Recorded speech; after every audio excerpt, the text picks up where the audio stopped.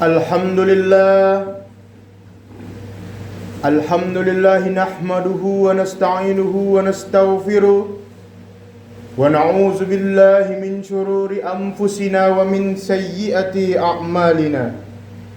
May yahdihillahu fala mudilla lahu wa may yudlilhu fala hadiyalah. Ashhadu an la ilaha illallah wahdahu la syarika lah wa ashhadu anna Muhammadan abduhu wa rasuluh allazi la nabiyya wa rasula ba'dah. Allahumma salli ala sayyidina Muhammad wa ala alihi wa sahbihi wa zurriyyatihi ajma'in. Amma ba'du. Faya ayyuhal muslimun rahimakumullah, ittaqullaha haqqa tuqatih wa la tamutunna illa wa antum muslimun. Qala Allah Ta'ala fi kitabihil karim, a'udzu billahi minasy syaithanir rajim. Ya ayyuhan nasu ittaqu rabbakumul ladzi khalaqakum min nafsin wahidah wa khalaqa minha zawjaha wa bassa minhuma rijalan katsiran wa nisaa'a wattaqullaha allazi tasaaluna bihi wal arham innallaha kana 'alaikum raqiba. Shadaqallahul azim. Ma'asyiral hadirin, sedang salat Jumat rahimakumullah. Pertama-tama dan yang paling utama, hendaklah kita selaku hamba yang beriman kepada Allah Subhanahu wa Ta'ala untuk senantiasa selalu bersyukur atas nikmat yang telah Allah berikan kepada kita, nikmat iman, nikmat Islam, nikmat kesehatan, serta nikmat kelapangan waktu, sehingga kita masih bisa menunaikan ibadah sholat Jumat dengan aman, nyaman, dan juga tentram. Salawat beriringkan salam semoga senantiasa tercurah melalui lisan kita kepada baginda kita Nabi besar Muhammad sallallahu alaihi wasallam. Mudah-mudahan kita semua selaku umatnya mendapatkan syafaat beliau di yaumil mahsyar kelak. Amin amin ya rabbal alamin. Ma'asyiral hadirin, sedang salat Jumat rahimakumullah.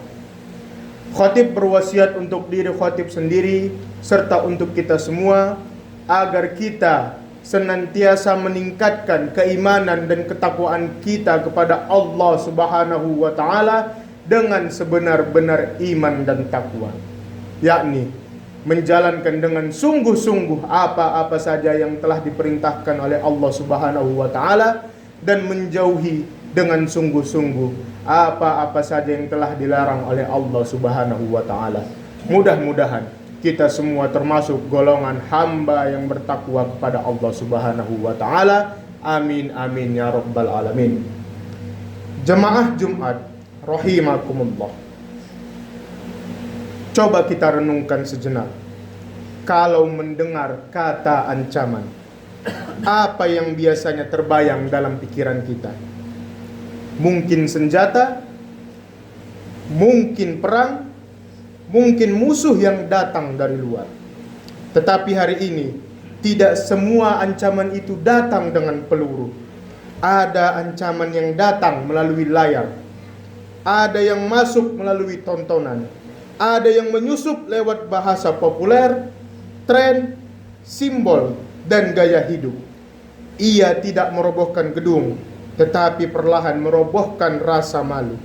Ia tidak merebut tanah, tetapi perlahan merebut cara berpikir kita dan generasi muda kita. Ia tidak menyerang tubuh, tetapi melemahkan keluarga, mengaburkan fitrah, dan membuat dosa terasa biasa. Inilah yang perlu kita waspadai. Normalisasi budaya. Apa maksudnya? Sesuatu yang salah tidak langsung dipaksa untuk diterima. Mula-mula ditampilkan, dijadikan bahan ejekan, lalu dibiasakan, lalu diberi nama yang indah, lalu dipromosikan. Akhirnya kita dan generasi muda kita tidak lagi bertanya, apakah ini benar? Apakah ini halal? Apakah ini sesuai dengan norma agama kita? Tapi kita hanya bertanya, apakah ini keren? Apakah ini viral? Dan apakah ini diterima oleh teman-teman kita? Allah Subhanahu wa taala mengingatkan kita di Quran surah An-Nur ayat 19 yang artinya, sesungguhnya orang-orang yang senang atas tersebarnya berita bohong yang sangat keji itu di kalangan orang-orang yang beriman, mereka mendapat azab yang sangat pedih di dunia dan di akhirat. Ayat ini turun berkaitan dengan peristiwa tersebarnya berita bohong yang menimpa Ummul Mukminin Aisyah radhiyallahu anha. Dalam tafsir Liyadabbaru Aliyah dijelaskan bahwa ayat ini tidak hanya mencela pelaku kemaksiatan, tetapi juga orang-orang yang senang ketika maksiat yang dipromosikan, diberi panggung, dibela, dinormalisasikan, dan dibiasakan. Sebab jika kekejian itu disebarkan, lama-lama hati terbiasa melihatnya, rasa malu melemah, dan generasi sulit membedakan mana kebebasan dan mana penyimpangan. Hadirin yang dimuliakan Allah Subhanahu wa taala, salah satu isu yang menjadi perhatian serius saat ini ialah penyebaran budaya lesbian, gay, biseksual, transgender, dan queer atau yang biasa disingkat LGBTQ. Dalam beberapa hari terakhir, Kementerian Agama menegaskan bahwa edukasi pencegahan penyebaran LGBTQ perlu masuk dalam pendidikan agama dan keagamaan. Bahkan negara melalui peraturan Presiden nomor 111 tahun 2025 tentang kebijakan umum pertahanan negara tahun 2025-2029 telah memasukkan penyebaran budaya LGBTQ sebagai salah satu ancaman non-militer. Negara membaca ini sebagai ancaman sosial budaya karena tidak sesuai dengan nilai dan norma yang berlaku di Indonesia. LGBTQ merupakan sebutan umum bagi kelompok minoritas yang dalam hal orientasi seksual maupun identitas gender yang menyimpang. Orientasi seksual mereka berbeda dengan fitrah dan kodrat yang telah ditetapkan Allah Subhanahu wa taala. Allah menciptakan manusia berpasang-pasangan, terdiri dari laki-laki dan perempuan, yang kemudian disyariatkan untuk menikah dan memiliki keturunan. Tetapi mereka lebih menyukai sesama jenis. Mereka lebih menyukai hal-hal yang menyimpang. Kita sebut saja lesbian. Lesbian itu menyukai sesama perempuan. Gay itu untuk sesama pria. Biseksual untuk sesama jenis dan lawan jenis sekaligus. Transgender melakukan perubahan jenis kelamin. Dan queer merupakan pernyataan gender yang tidak netral, yaitu dia tidak mau disebut pria dan dia tidak mau disebut wanita. Na'udzubillah summa na'udzubillahi min zalim. Pencegahan pembudayaan LGBTQ menjadi penting karena generasi muda kita tidak hidup dalam ruang kosong. Mereka hidup di tengah arus informasi yang deras. Mereka melihat, mendengar, menonton, meniru, dan menyerap nilai dari dunia digital. Kalau rumah diam, media berbicara. Kalau orang tua tidak menjelaskan, algoritma media sosial yang menjelaskan. Kalau guru dan ulama tidak hadir, budaya populer yang mengambil alih. Namun, perlu kita tegaskan sejak awal, khotbah ini bukan untuk membenci manusia, bukan ajakan untuk merundung, bukan ajakan untuk mempermalukan atau menyakiti siapapun. Yang kita tolak adalah penyimpangan dan normalisasi budaya LGBTQ. Yang kita lindungi adalah fitrah, keluarga, dan masa depan generasi penerus Islam. Agama Islam tegas terhadap kemaksiatan, tetapi tetap membuka pintu nasihat, taubat, dan jalan pulang. Ma'asyiral hadirin sedang salat Jumat, rahimakumullah. Allah Subhanahu wa taala menjelaskan bangunan keluarga dalam firman-Nya di Quran surah Ar-Rum ayat 21. A'udzubillahi minasyaitonir rajim. Wa min ayatihi an khalaqalakum min anfusikum azwajan litaskunu ilaiha. Yang artinya, di antara tanda-tanda kebesarannya ialah bahwa Dia menciptakan pasangan-pasangan untukmu dari jenismu sendiri agar kamu merasa tentram kepadanya. Keluarga adalah tanda kebesaran Allah. Dari pasangan laki-laki dan perempuan lahir sakinah, kasih sayang, keturunan, generasi, dan peradaban. Maka ketika fitrah laki-laki dan perempuan dikaburkan, yang terganggu bukan hanya satu perilaku. Yang terganggu adalah peradaban, keturunan, dan arah hidup generasi. Dalam maqasid syariah, ini disebut hifzun nas, menjaga keturunan. Islam menjaga pernikahan, kehormatan diri, kejelasan nasab, dan masa depan para generasi muda Islam. Jamaah rahimakumullah, Al-Quran mengabadikan kisah Nabi Lut bukan untuk caci maki, tetapi sebagai peringatan bagi kita. Kisah itu bukan hanya tentang dosa, tetapi tentang dosa yang berubah menjadi budaya. Apa pelajarannya? Yang pertama, maksiat tidak lagi sembunyi. Allah Subhanahu wa taala berfirman di Quran surah Hud ayat 78 yang artinya, kaumnya bergegas datang menemuinya. Sejak dahulu mereka selalu melakukan perbuatan-perbuatan keji. Mereka datang beramai-ramai, tanpa malu, tanpa rasa bersalah. Inilah puncak normalisasi. Ketika dosa tidak lagi membuat hati gelisah, ketika maksiat tidak lagi disembunyikan, ketika orang-orang mulai berkata, ini hal biasa, ini sudah lumrah, ini biasa saja. Yang kedua, orang yang menjaga kesucian justru dianggap mengganggu. Allah Subhanahu wa taala berfirman dalam Quran surah Al-A'raf ayat 82 yang artinya, tidak ada jawaban kaumnya selain berkata, usirlah mereka, Lut dan pengikutnya dari negerimu ini. Sesungguhnya mereka adalah orang-orang yang menganggap dirinya suci. Sungguh miris sekali ketika nilai terbalik, yang menjaga diri dianggap aneh, yang taat dianggap kaku, yang menolak maksiat dianggap tidak toleran.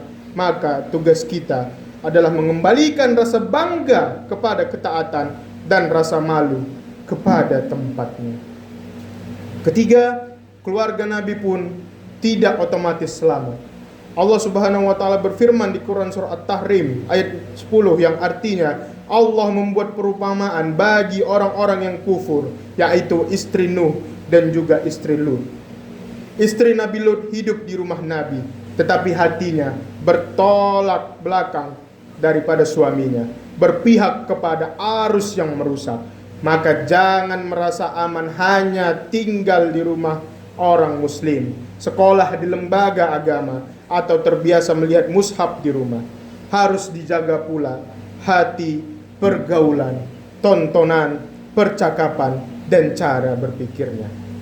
Keempat, keselamatan butuh keputusan tegas. Para malaikat berkata kepada Nabi Lut di Quran surah Hud ayat 81, oleh karena itu, pergilah beserta keluargamu pada sebagian malam dini hari, dan jangan ada seorang pun di antara kamu yang menoleh ke belakang. Jangan menoleh ke belakang. Jika ada tontonan yang merusak, tinggalkan.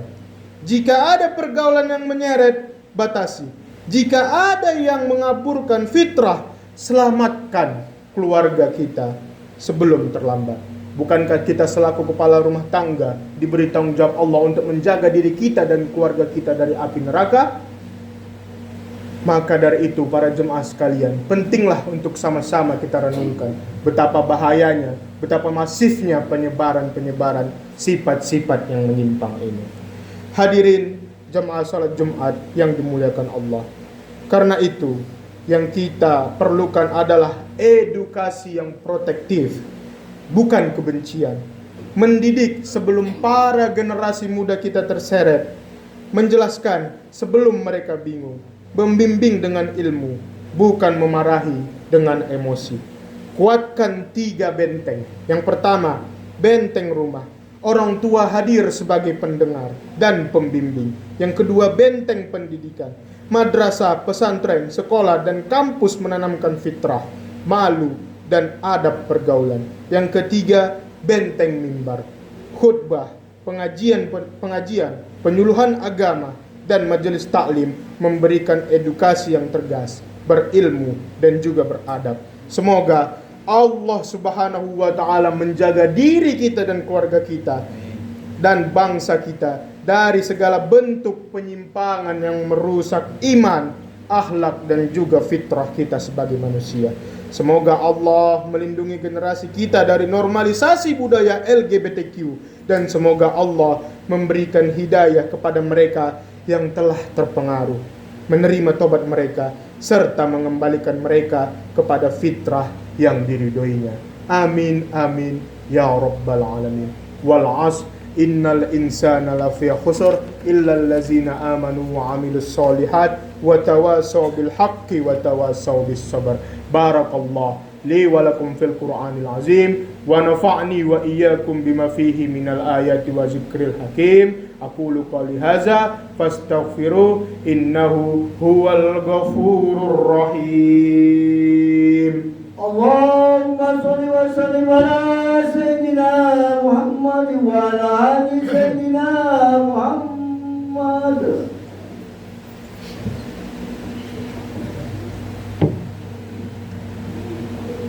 Alhamdulillah, alhamdulillah bi ni'matil iman wal islam. Alhamdulillah ahallan nikah wa harramas shifa. Ashhadu an la ilaha illallah wahdahu la syarikalah wa ashhadu anna Muhammadan abduhu wa rasuluh allazi la nabiyya ba'dah. Allahumma salli ala sayyidina Muhammad wa ala alihi wa sahbihi wa zurriyatihi ajma'in. Amma ba'du.